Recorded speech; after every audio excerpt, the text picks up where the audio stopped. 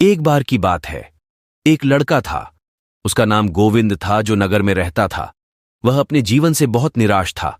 उसकी निराशा का कारण यह था कि वह अब तक अपने जीवन में कुछ नहीं कर रहा था। उसके माता पिता उसे ताने मारते थे कि आपके सभी मित्र कुछ न कुछ कर रहे हैं, लेकिन आप अभी भी घर बैठे हैं। दोस्तों के बीच भी अक्सर उनका मजाक उड़ाया जाता था। वह कहीं जाता तो लोग उससे पूछते कि आप क्या कर रहे हैं। उसे यह बताने में भी शर्म आ रही थी। वह कुछ नहीं कर रहा था। धीरे धीरे उसने रिश्तेदारों से मिलना जुलना कम कर दिया और लोगों से मिलना भी बंद कर दिया। वह ज्यादातर समय घर पर ही रहता है। वह अकेला रोता है और भगवान को कोसता है और अपनी किस्मत को दोष देता है। अब उसे अपना जीवन बोझ लगने लगा था। कभी कभी वह सोचता कि कब वह कुछ करने के योग्य बनेगा, और फिर वह सोचता कि जिंदा रहने से अच्छा मर जाना है। एक दिन वह अपने नगर की एक गली से गुजर रहा था। तभी उसने देखा कि एक उपदेशक दुख और परेशानियों पर उपदेश दे रहा है। वह भी उसी भीड़ में सबसे पीछे बैठ गया और गुरु के प्रवचन सुनने लगा। उपदेशक कह रहा था, दुख एक शिक्षक की तरह है जो हमें जीवन की सच्चाई दिखाता है और हमें जीने का सही तरीका सिखाता है। आप चाहें तो जिंदगी जीना भी सीख सकते हैं। गुरुजी उपदेश दे रहे थे कि तुम चाहो तो कुछ भी हासिल कर सकते हो, और अगर चाहो तो एक कोने में बैठकर रो सकते हो। इन सभी बातों को गोविंद ध्यान से सुन रहा था, लेकिन शिक्षक की यह बातें पसंद नहीं आई। उसने खड़े होकर कहा कि कुछ भी सिखाने से दुख दूर नहीं होता। इसमें केवल दर्द होता है। दुख की पीड़ा अनंत है। ऐसा लगता है कि इसके बाद कुछ होने वाला नहीं है। इससे कुछ भी फर्क नहीं पड़ता है। इसके सामने तो मौत भी छोटी लगती है। उपदेशक ने कहा, फिर तुम्हारा दुख क्या है? गोविंद ने उसके सामने अपनी सारी व्यथा सुनाई और पूछा, मेरे दुख का कोई उपाय है तुम्हारे पास? यह सुनकर शिक्षक मुस्कुराए और बोले, तुम उस दिन मेरे पास आओ जब आपके जीवन में वास्तविक दर्द हो। मैं आपकी समस्या का समाधान अवश्य करूंगा। यह कहकर गुरु वहां से चला गया। गोविंद ने सोचा, कहीं मेरा दुख नकली तो नहीं है? क्या मैं जिस दर्द से गुजर रहा हूं वह नकली है? मेरा दुख कोई नहीं समझ सकता। जब मां बाप नहीं समझते तो गुरु क्या समझेगा? उनके दुखों से व्यथित होकर गोविंद ने एक फैसला लिया कि अब वह कुछ करेगा। गोविंद ने एक छोटा व्यवसाय शुरू किया, पर उसे सफलता नहीं मिल रही थी। लेकिन उसके घर वाले पूछते हैं कि क्या वह कुछ कोशिश कर रहा है। वह अपने व्यवसाय में लगा रहा और धीरे धीरे उन्हें सफलता मिलने लगी। फिर उसने गति पकड़ी और केवल 3 साल के अंदर ही वह एक बड़ा बिजनेसमैन बन गया। अब गोविंद के आसपास ऐसे कई लोग थे जो उसकी परवाह करते थे, जो उससे प्यार करते थे। अब उनके परिवार के सदस्य भी उसकी तारीफ करते नहीं थक रहे थे। दिन ब दिन उसके मित्रों की संख्या बढ़ती जा रही थी। अब वह अपनी जिंदगी से बहुत खुश था। उनके कुछ दोस्तों ने उन्हें सलाह दी कि जब आप एक बड़ा बिजनेसमैन बनकर बहुत खुश हैं, तो सोचिए आपको कितनी खुशी होगी अगर आप इस शहर और इस राज्य के सबसे बड़े बिजनेसमैन बन जाते हैं। कितने लोग आपसे जुड़ना चाहेंगे, आपकी कितनी बड़ी ख्याति होगी, और स्वयं राजा भी आपसे दोस्ती करना चाहेंगे और जरूरत पड़ने पर ही आपसे पैसे उधार लेंगे। दोस्तों की यह बात गोविंद के मन में घर कर गई। अब वह और पैसे कमाने की कोशिश करने लगा, लेकिन उसे यह सब बहुत ही जल्दी चाहिए था। वह समय बर्बाद नहीं करना चाहता था। उनका अधिकांश समय इन चीजों को प्राप्त करने में गलाने लगा। इसलिए वह ऐसे काम करने लगा जो सही नहीं था। उसने बड़ा उधार लेना शुरू कर दिया। उसके दोस्तों से पैसे की मात्रा और अधिक मुनाफा कमाने के लालच में वह अपने माल में मिलावट करने लगा। उसने अन्य व्यापारियों के खिलाफ भी साजिश रची और उन्हें डराया धमकाया। जैसा उसके दोस्त कहते थे वैसा ही करता था। वह इन तरीकों से ज्यादा पैसा कमा रहा था, पर अब उसके जीवन में पहले जैसा चयन न था। उसके मन की शांति गायब हो गई थी और वह रात को सो नहीं पा रहा था। वह हंगामे में रहता था। वह सब कुछ पाकर भी उन्हें किसी चीज में सुख नहीं मिल रहा था। एक दिन गोविंद अपनी गाड़ी में कहीं जा रहा था। तभी रास्ते में उन्हें उपदेशक का आश्रम दिखाई दिया। वह रुका और गुरु के पास जाकर बोला, संत, आपने मुझे मेरे पास आने के लिए कहा था जब मेरे जीवन में सच्चा दुख आता है। अब मैं बहुत दुखी हूं कि मेरी नींद हराम हो गई है। मुझे कहीं भी शांति नहीं मिल रही है। इस प्रकार गोविंद ने अपनी सारी समस्याएं गुरु को बता दीं। गुरु ने कहा, जब तुम पहली बार मुझसे मिलने आए थे तब भी तुम किसी दुख में थे। आपने उस दर्द से क्या सीखा? गोविंद ने कहा कि सिर्फ सोचने और चिंता करने से कुछ नहीं होता। आपकी दृष्टि को सच करने के लिए यह कार्रवाई करता है, और सिर्फ काम करने से कुछ नहीं होता, परिणाम भी मिलना चाहिए। जब आपको लगता है कि आपका लक्ष्य हासिल नहीं होने वाला, तब राह में चाहे कितनी भी मुश्किलें आ जाएं, मन कितना भी निराश क्यों न हो, कितना भी लगता हो कि अब कुछ नहीं होने वाला है, तभी विश्वास करें, मैं जो भी कर रहा हूं उसमें अवश्य सफल होऊंगा। लोग केवल सफल लोगों का सम्मान करते हैं। कोई कितना भी अच्छा क्यों ना हो, वह हमेशा लोगों की नजरों में बोझ बने रहते हैं। यह सब सुनकर उपदेशक मुस्कुराया और बोला, जब आपके पास है तो यह वास्तविक दुख नहीं है। अपने जीवन में वास्तविक दुख आए तब मेरे पास आओ, मैं उसे ठीक कर दूंगा।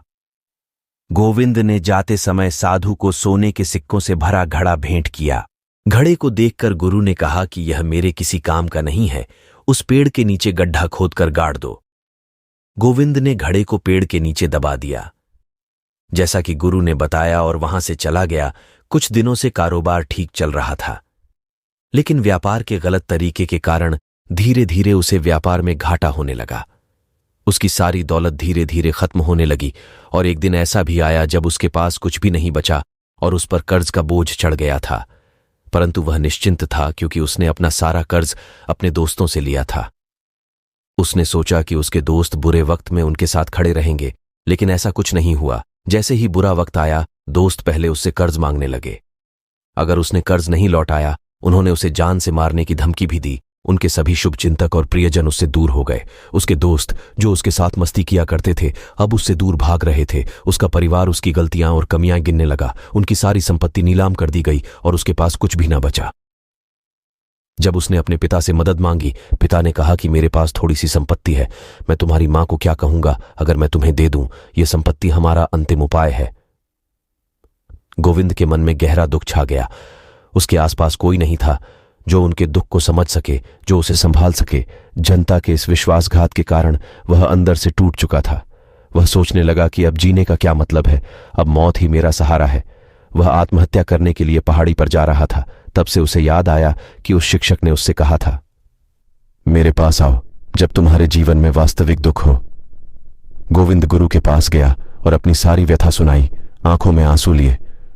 उसने कहा, हे गुरु जी, मेरे दुख का निवारण कीजिए। गुरु ने कहा, जब जीवन में असली दुख होता है तब मेरे पास आ जाना, मैं इसे जरूर ठीक करूंगा। गोविंद ने कहा कि ये क्या हो रहा है, मेरी जिंदगी में अभी दुख नहीं है, तो आखिर असली दुख क्या है? गुरुजी ने सबसे कहा कि पहले आप मुझे बताओ, आपने अपने दुख से क्या सीखा? गोविंद ने कहा कि मैंने वह सीखा, जो लोग हमारे जीवन में आते हैं वह हमारी सफलता और प्रगति के कारण वो हमें धोखा जरूर देंगे, क्योंकि बुरे समय में वे हमारे साथ नहीं खड़े होंगे। वे अच्छे समय में ही हमारा फायदा उठाएंगे और बुरे समय में हमें छोड़ देंगे।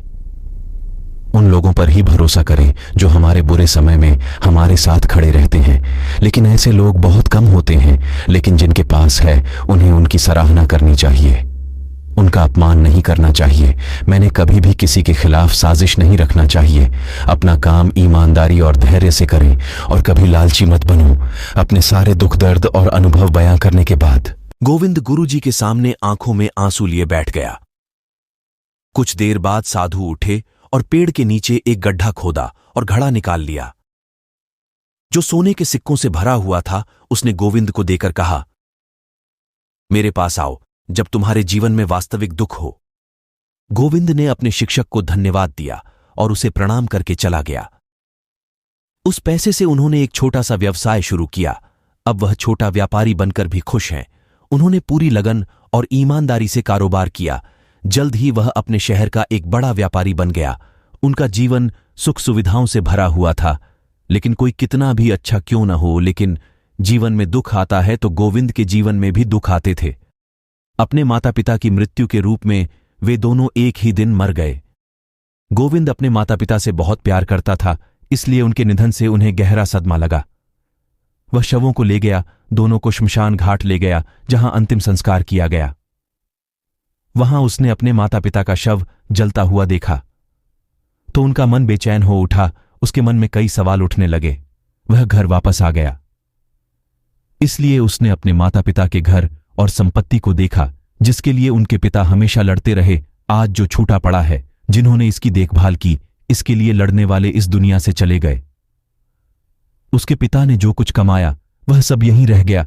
एक दिन पहले तक उसके पिता मारपीट करते थे किसी के साथ उसकी संपत्ति के लिए। आज वो खुद इस दुनिया से चले गए। उसका मन ऐसे अनेक विचारों के बवंडर में था। वह अंदर से अकेला और डरा हुआ महसूस कर रहा था। वह खाली महसूस कर रहा था। उसे लगा कि कुछ है, वह समझ नहीं सका। इसलिए वह गुरु के पास गया। उसे देखकर गुरुजी ने कहा, क्या जीवन में कोई दुख है? गोविंद ने कहा, वैसे तो जीवन में कोई दुख नहीं है, सब कुछ अच्छा चल रहा है, लेकिन आज मेरे माता पिता का देहांत हो गया है। मैं इस घटना से बेहद दुखी और परेशान हूं। गुरुजी ने कहा, इसमें दुखी होने की क्या बात है? एक दिन सबके अपनों को मरना है। कोई न कभी जिया है और न कभी रहेगा। एक दिन तुझे भी मरना है। शायद तुम कल ही मर जाओगे, या आप आज भी मर सकते हो। गोविंद ने कहा, क्या कह रहे हो गुरु जी? मैं भी मर जाऊंगा, लेकिन मैं अभी जवान हूं। गुरु ने कहा कि सब जी रहे हैं इस भ्रम में कि मृत्यु केवल दूसरों को आती है, बड़ों के पास ही आती है। लेकिन जवान और बूढ़े मर जाते हैं, बच्चे मर जाते हैं। मौत का उम्र से कोई लेना देना नहीं है। ये सभी को प्रभावित करता है। गुरुजी की ये बातें गोविंद के मन में घर कर गईं और वह चुपचाप चला गया। लेकिन उसका मन अभी भी बेचैन था। वह खाली महसूस कर रहा था। वह सारा दिन अपने बारे में ही सोचता रहा कि वह कौन है, वह इस दुनिया में क्यों आया है, क्या जीवन का लक्ष्य केवल चीजों को खाना और मरना है? ऐसे कई सवाल उसके दिमाग में लगातार उठ रहे थे, लेकिन उन्हें अपने किसी भी सवाल का जवाब नहीं मिल रहा था और उसका दुख दिन ब दिन बढ़ता ही जा रहा था। इसलिए कुछ दिन बाद वह फिर से गुरुजी के पास पहुंचा और बोला, हे स्वामी, मैं बहुत दुखी हूं, क्योंकि मैं यह नहीं जान पा रहा हूं कि मैं कौन हूं और मैं इस दुनिया में क्यों आया। ये सुनकर गुरुजी मुस्कुराए और बोले, आज आपके जीवन में पहली बार सच्चा दुख उत्पन्न हो गया है। ये वास्तव में दुख कहलाने के लायक है। हम नहीं जानते कि हम कौन हैं, हम क्यों आए हैं, क्या करें, कैसे करना है। गोविंद ने अपने गुरु से कहा कि उसकी दुर्दशा दूर करो। गुरु ने कहा कि हम सभी इंसान हैं, जीवन भर संग्रह करते रहते हैं। गोविंद ने कहा कि सभी इंसान जीवन भर धन, सम्मान, परिवार, प्रतिष्ठा, मित्र, शत्रु आदि जमा करता है। गुरु ने पूछा, क्या हम एकत्रित की गई चीजों में से कुछ भी अपने साथ ले जा सकते हैं? गोविंद ने कहा, कोई भी इंसान अपने साथ कुछ भी नहीं ले जा सकता, वह सिर्फ अकेला ही जाता है। मेरे माता पिता भी अपने साथ कुछ भी नहीं लेकर गए, सब कुछ धन संपत्ति वैभव सब कुछ यहां पर छोड़कर गए। शिक्षक ने कहा, अब मेरी बात ध्यान से सुनो। इस संसार में हमें जो संग्रह करना चाहिए वह हम नहीं करते। चीजें हमारे सामने होती हैं, लेकिन हम उन्हें देखने की कोशिश नहीं करते। हमें इस दुनिया में जो कुछ भी इकट्ठा करना है वह हम खुद हैं। हमें खुद को जुटाना होगा ताकि जब हम मरें तो हम एकजुट हो सकें, और खुद को पहचानने में सक्षम होने के लिए हम अंदर बंटे हुए हैं। हम प्यार, नफरत, गुस्सा, ईर्ष्या में बंटे हुए हैं। क्रूरता, धन, स्थिति, प्रतिष्ठा, सम्मान, पहचान, धर्म, जाति, सैकड़ों हजारों ऐसी चीजों और इच्छाओं में हम विभाजित हैं और टुकड़ों में जीवन जी रहे हैं। इस विभाजन के कारण हमारी चेतना कभी एक नहीं हो सकती। हमारी चेतना शक्ति बिखरी हुई है, इसलिए हमारे पास इतना समय नहीं है, इतनी ऊर्जा नहीं कि हम मुड़ सकते हैं और अपने भीतर देख सकते हैं। वास्तव में धन, सम्मान और सुविधाओं का अभाव, लोग इसे दुख समझते हैं और जीवन भर के लिए जो दुख कहकर रोते रहते हैं और समाधान खोजने का प्रयास करते रहते हैं, उन्हें अपना समाधान कभी नहीं मिलेगा, क्योंकि जिसे लोग दुख कहते हैं वह वास्तविक दुख नहीं है। यह सिर्फ एक आदमी की इच्छा है। उसकी इच्छा कभी पूरी नहीं होती, इसीलिए व्यक्ति को कभी उनके प्रश्नों का समाधान नहीं मिलता। इसलिए इन सब से परे, यदि आप अपने दुखों का अंतिम समाधान चाहते हैं तो सबसे पहले खुद को समेटो। इस दुनिया से अपनी ऊर्जा वापस ले लो और इकट्ठा करो। अपने आप पर ध्यान केंद्रित करो। स्वयं पर ध्यान दो। अपने मृत्यु से पहले अपने आप को जानने की कोशिश करो, बिखरो मत। गोविंद ने कहा, तो गुरुजी, क्या हम इस संसार को छोड़ दें? हमारी सभी इच्छाओं को मार देना चाहिए। किसी से प्रेम नहीं करना चाहिए, धन संग्रह नहीं करना चाहिए, सम्मान की आशा छोड़ देनी चाहिए। शिक्षक ने कहा कि भावनाओं और इच्छाओं ऐसे बिखरे हुए मनुष्य में से निकल आओ, जैसे कोई पत्थर पहाड़ से गिरे जिस पर पर्वत का कोई वश नहीं है सिवाय देखने के, परेशान होना और कुछ खोना। वैसे ही बिखरे हुए मनुष्य की इच्छाएं बेकाबू और दर्दनाक हैं। उसका अनियंत्रित मन इच्छा करता रहता है और कल्पना करता रहता है और यह दुख देता है। लेकिन जब एक व्यक्ति अपने मन को एकत्र करता है तो वह जो कुछ भी करता है वह उसके नियंत्रण में होता है। फिर उसकी इच्छा से इच्छाएं भी उत्पन्न होती हैं। गोविंद ने कहा कि आपने मेरे असली दुख का समाधान कर दिया, आपका बहुत बहुत धन्यवाद। अब से मैं खुद को समेटने, खुद को तराशने की कोशिश करूंगा।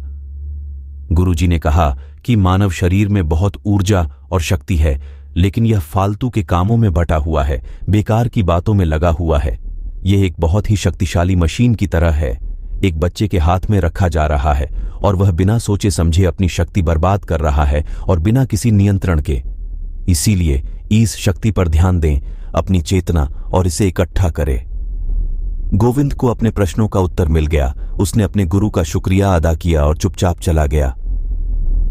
दोस्तों, उम्मीद है आपको यह कहानी पसंद आई होगी।